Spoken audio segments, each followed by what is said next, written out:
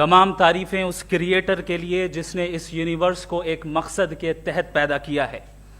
Respected جناب جاوید اختر صاحب, mister Saurabh Dwivedi اور respected audience, thank you all for being here today. آج کی ڈیبیٹ میں چونکہ ہم بات کرنے والے ہیں ڈز گاڈ ایگزسٹ کے ٹاپک پر, تو یہ ایک ایسا ٹاپک ہے جس کے متعلق کوئی بھی ڈیسیجن لینے کے لیے الگ الگ اسٹینڈرڈز ہو سکتے ہیں. لہٰذا ڈیبیٹ کے شروع میں یہ ضروری ہے کہ ہم یہ جان لیں کہ آج کے اس ٹاپک میں کون سا اسٹینڈرڈ صحیح ہوگا اور کون سا غلط ہوگا. سب سے پہلا اسٹینڈرڈ جسے میں سمجھتا ہوں کہ ہمارے رسپیکٹڈ جناب جاوید اختر صاحب بڑی تیزی کے ساتھ اس کی طرف لپکیں گے, وہ ہے سائنس.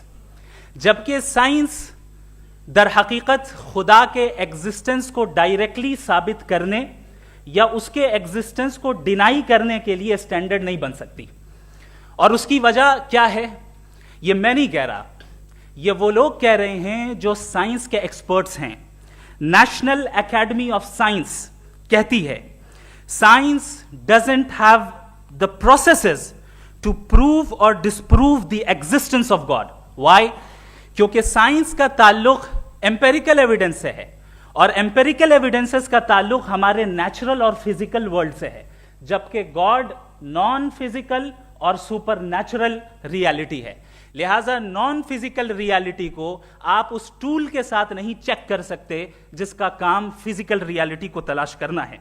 لہٰذا آج اس ڈیبیٹ میں گاڈ کی ایگزسٹنس کو ثابت کرنے یا اسے ڈینائی کرنے میں سائنٹیفک ایویڈنس کو ایکسپٹ نہیں کیا جائے گا. دوسرا اسٹینڈرڈ ہو سکتا ہے ریویلیشن, کہ ریویلیشن کے ذریعے ہم یہ ثابت کریں کہ گاڈ ایگزسٹ کرتا ہے یا نہیں. لیکن یہ اسٹینڈرڈ بھی آج ارریلیونٹ ہے. کیوں؟ کیونکہ ریویلیشن میرے نزدیک سورس آف نالج ہے, ویلڈ سورس آف نالج ہے, لیکن ہمارے جاوید اختر صاحب کے نزدیک یہ ویلڈ سورس آف نالج نہیں ہے. لہٰذا آج کی ڈیبیٹ میں ایک بھی ایویڈنس کسی بھی مذہبی اسکرپچر سے نہیں دوں گا تاکہ جاوید اختر صاحب کے لیے وہ ان ایکسیپٹیبل نہ ہو. تیسرا جو معیار ہو سکتا ہے وہ ہے آبزرویشن, کہ بھائی کوئی کہے کہ ہمیں خدا دکھاؤ, اگر ہے تو دکھاؤ, یا یہ کہ خدا کے ایگزسٹنس پر ایمپیریکل ایویڈنس دو. تو یہ ہے در حقیقت غلط ٹول کا استعمال کرنا. یہ ایسا ہی ہے کہ جاوید صاحب مجھ سے یہ مطالبہ کریں کہ مفتی صاحب آپ میٹل ڈیٹیکٹر کے ذریعے پلاسٹک ڈیٹیکٹ کر کے دکھائیں. اب چونکہ پلاسٹک ڈیٹیکٹ نہیں ہو پا رہی ہے لہٰذا plastic does not exist. No, you are using the wrong tool. اس ٹول سے پلاسٹک کو ڈیٹیکٹ نہیں کیا جاتا. لہٰذا میں سمجھتا ہوں کہ گاڈ کے ایگزسٹنس پر ایمپیریکل ایویڈنس کا مطالبہ کرنا ایک بچکانہ مطالبہ ہے, اور ہمارے رسپیکٹڈ جناب جاوید اختر صاحب اس اسٹیج سے اب بہت آگے نکل چکے ہیں. اب بچتا ہے ایک ہی اسٹینڈرڈ, اور وہ اسٹینڈرڈ ہے عقل, لاجک, ریزننگ. اور یہی وہ اسٹینڈرڈ ہے جس کے تحت گاڈ کی ایگزسٹنس کو ثابت کیا جائے گا یا گاڈ کی ایگزسٹنس کو ڈینائی کیا جائے گا. لیکن چونکہ یہ بہت امپورٹنٹ اور سینسٹیو ٹاپک ہے, اس لیے لاجیکل آرگیومنٹ بھی ایسا ہونا چاہیے جو ڈیفینیٹو ہو, انڈیفینیٹو نہ ہو, جو 2 اور 2 4 کی طرح بالکل واضح ہو, جسے لاجیکلی ریجیکٹ کرنا پاسبل نہیں ہو. فار ایگزامپل ہم کہیں ہمارے رسپیکٹڈ مسٹر سوربھ صاحب یہ ایک انسان ہے اور تمام انسان کانشیس بینگ ہے, لہٰذا نتیجہ کیا نکلا, ہمارے سوربھ صاحب بھی کانشیس بینگ ہے. کیا یہ انڈیفینٹ آرگیومنٹ ہے یا ڈیفینٹ آرگیومنٹ ہے؟ یہ ڈیفینٹ آرگیومنٹ ہے. یہ 2 اور 2 کی طرح واضح ہے, اس میں کسی طرح جو ہے لاجیکلی اس کو ریجیکٹ نہیں کیا جا سکتا. تو اگر آج ہمارے جاوید اختر صاحب ایسی کوئی عقلی دلیل اور لاجیکل ایویڈنس دیں خدا کے نہ ہونے پر جو ڈیفینٹ بھی ہو, تو میں یہ اعلان کرتا ہوں کہ یقیناً میں اس ایویڈنس کو قبول کروں گا اور اس پر غور کروں گا. لیکن ساتھ میں یہ بھی اعلان کر دیتا ہوں پریڈکشن کے طور پر کہ ایسا کوئی ڈیفینٹ آرگیومنٹ کوئی نہیں پیش کر سکتا. دلیل ہم دیں گے اور ڈیفینیٹو دلیل دیں گے, لاجیکل دلیل دیں گے, ایسی دلیل دیں گے جو انٹائر ایتھیسٹک ورلڈ اسے ریفیوٹ نہیں کر سکتی.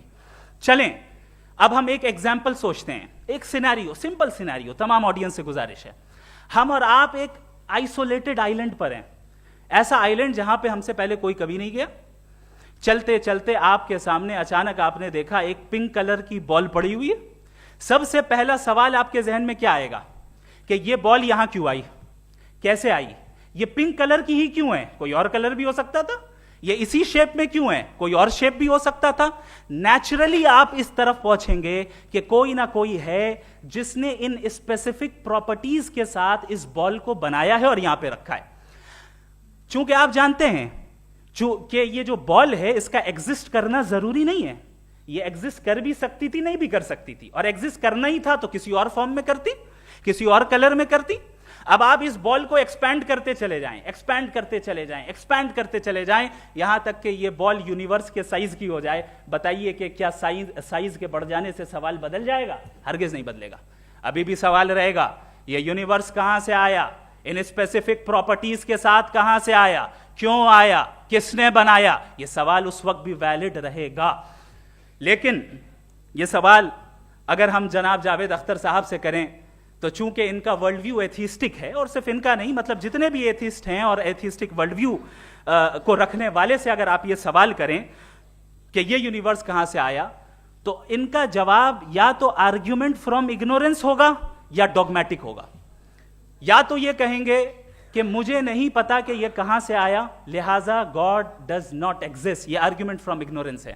یا یہ کہیں گے کہ یہ یونیورس خود بخود بن گیا. اس کا مطلب یہ ہے کہ اس بال کو بھی خود بخود بن جانا چاہیے, لیکن بال کے تعلق سے یہ ایکسپلینیشن ایکسیپٹ نہیں کی جائے گی کہ یہ خود بخود بن گئی, لیکن یونیورس کے تعلق سے کر دیا جائے گا. اسے ہم دوسرے الفاظ میں ڈوگما بھی کہہ سکتے ہیں. دوسری چیز, ہمارے جاوید اختر صاحب ضرور گاڈ آف گیپس کی مثال بھی ضرور دیں گے, اور مثال دیں گے کہ پہلے زمانے میں بجلیاں کڑکتی تھی تو لوگوں نے کسی ایک خدا کی طرف, اور بارش ہوتی تھی تو دوسرے خدا کی طرف منسوب کر دیا, ان کے پاس دلیل نہیں تھی. یہ ہمارا ورلڈ ویو ہے ہی نہیں, یہ ہمارا ورلڈ ویو ہے ہی نہیں, کیونکہ نیچرل فینومینا کے پروسیس کی انٹرپریٹیشن کو جان لینے سے یہ کہاں سے ثابت ہو گیا کہ گاڈ ایگزسٹ نہیں کرتا ہے. اس پر میں انشاءاللہ ابھی آگے بات کروں گا. آپ حضرات یہ بھی دیکھیں گے, اور میں یہ ایکسپیکٹ کرتا ہوں کہ ہمارے رسپیکٹڈ جناب جاوید اختر صاحب ضرور ایموشنل آرگیومنٹس بھی دیں گے, جو کہ ایک لاجیکل فیلیسی ہے جب بات آتی ہے ٹروتھ کو ڈیسائیڈ کرنے میں. کیوں؟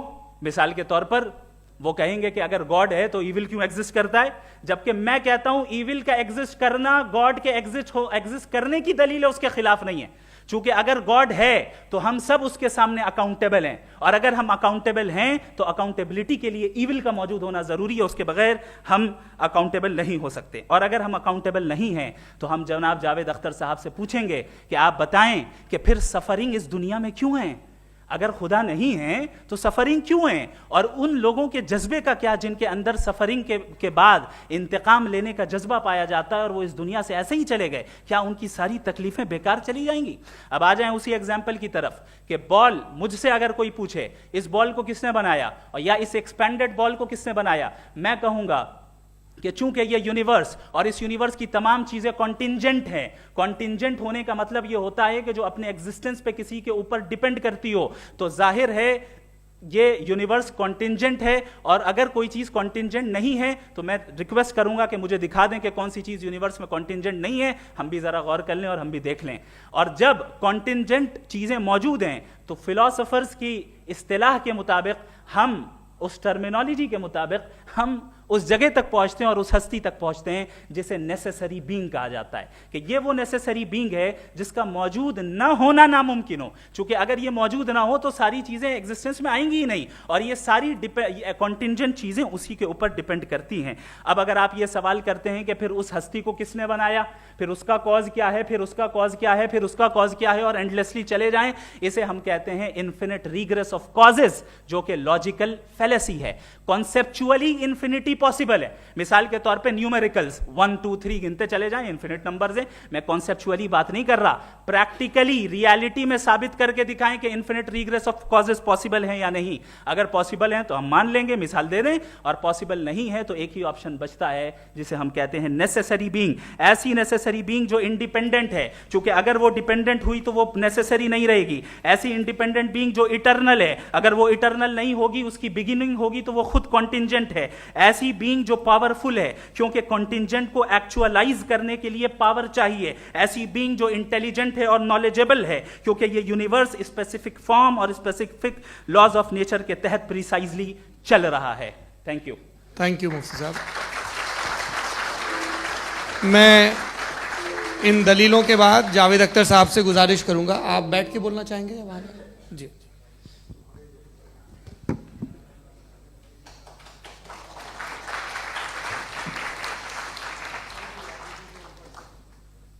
پہلے تو میں مفتی صاحب کو ایک اچھی خبر دینا چاہوں گا کہ میری نالج سائنس کے بارے میں بڑی معمولی ہے, تو آپ فکر نہ کریں اس کی, لیکن کچھ کامن سینس ہے مجھ میں.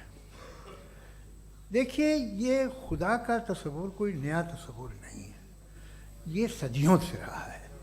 یہ کچھ ریلیجن 3000 سال پرانے ہوں گے, 4000 سال پرانے ہوں گے, لیکن انسان کوئی 10,000 12,000 سال سے ایگزسٹ کرتا ہے ہومو سیپین کی شکل میں, اور ہمیشہ کچھ نہ کچھ مذہب رہے.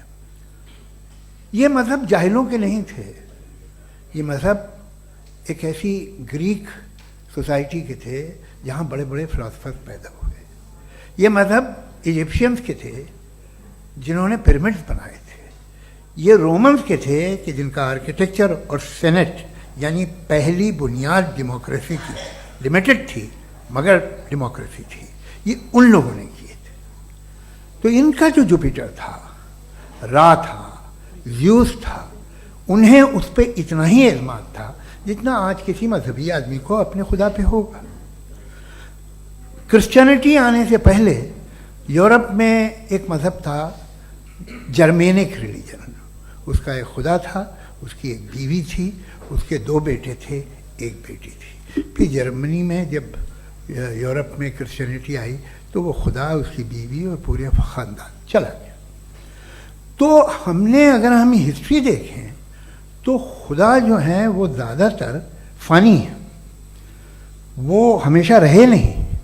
اور وہ جو لوگ انہیں مانتے تھے ان کو آپ کہیں وہ تو جاہل تھے, انہیں تو کچھ پتہ ہی نہیں تھا. ایسا نہیں ہے, وہ اپنے وقت میں بڑے قابل لوگ تھے اور اپنے وقت میں انہوں نے بڑے بڑے کام کیے ہیں.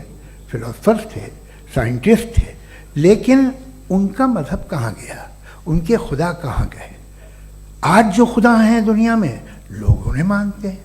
آپ کو کیا معلوم کہ کتنے برسوں کے بعد کیا ہونے والا ہے؟ ہم یورپ میں دیکھتے ہیں تو چرچ خالی ہیں. تو وقت کے ساتھ چیزیں بدلتی ہیں. جہاں تک اس کا تعلق ہے مذہبوں کا, ہر مذہب آپ سے ایک چیز مانگتا ہے, فیتھ. یہ فیتھ کیا چیز ہوتی ہے؟ What is the difference between faith and belief? یہ تو بہت ہی احمقانہ بات ہوگی کہ کوئی آدمی کہے صاحب اگر خدا ہے تو مجھے دکھائیے. یہ تو جاہلانہ بات ہوئی. میں نے تو نارتھ پول نہیں دیکھا ہے, مگر میں مانتا ہوں کہ نارتھ پول ہے. میں کیوں مانتا ہوں؟ اس لیے کہ اگر یہ دنیا راؤنڈ ہے تو اس کا کوئی ٹاپ ہوگا. کچھ لوگ ہیں جو وہاں گئے بھی ہیں, کامن سینس کہتا ہے کہ ایسا ہوگا, ثبوت ہے, گواہ ہے, ریزن ہے. تو یہ میرا فیتھ نہیں ہے. تو فیتھ میں اور بلیف میں ڈفرنس کیا ہے؟ جو مذہب مانگتا ہے آپ سے, ہر مذہب فیتھ مانگتا ہے. فیتھ کا مطلب یہ ہے کہ نہ کوئی گواہ ہو, نہ کوئی ثبوت ہو, نہ کوئی ریشنل ہو, نہ کوئی لاجک ہو, نہ کوئی پروف ہو, مگر تم ایک بات کو مانو. یہ ہے فیتھ. ورنہ بلیف ہوتا. اگر اس میں کچھ بھی ثبوت ہوتے, گواہ ہوتے, تو پھر اسے آپ بلیف کہتے. جیسے میرا بلیف ہے کہ نارتھ پول ہے, میرا فیتھ تھوڑی ہے. فیتھ ان تمام شرطوں کو رد کرتا ہے. تو پھر اسٹوپیڈیٹی کیا ہے؟ اگر میں ایک بات ایسی مانوں جس کی نہ کوئی لاجک ہے, نہ کوئی ریشنل ہے, نہ کوئی پروف ہے, نہ کوئی گواہ ہے, نہ کوئی ثبوت ہے, اور میں اسے مانوں, تو یہ اسٹوپیڈیٹی ہوئی. اسے ہی بھائی کل کو میں یقین کر لوں کہ ایلون مسک جو ہے میرا بھائی ہے تو مجھے انتہائی خوشی ہوگی, سکون بھی بہت ملے گا مجھے. لیکن اور کہے بھائی کیوں مانتے ہو, کیا ثبوت ہے بھائی, وہ تو امریکن ہے اور تم تو انڈین ہو, وہ تو نسل الگ ہے, تمہیں کبھی ملے بھی نہیں. صاحب دیکھیے یہ میرا فیتھ ہے, اس پہ بات نہ کیا. فیتھ کا مطلب ہی یہ ہے کہ آپ پروف نہیں کر سکتے. اگر آپ پروف کر سکتے ہو تو فیتھ کی ضرورت ہی نہیں, پھر تو آپ بات کریں گے, آپ کتنی بحث کر لیجیے. الٹیمیٹلی دنیا کا ہر مذہب فیتھ پہ ٹکا ہے, اور فیتھ کا مطلب ہے ایک ایسا یقین جس کا کوئی ثبوت, کوئی گواہ, کوئی ریشنل نہیں.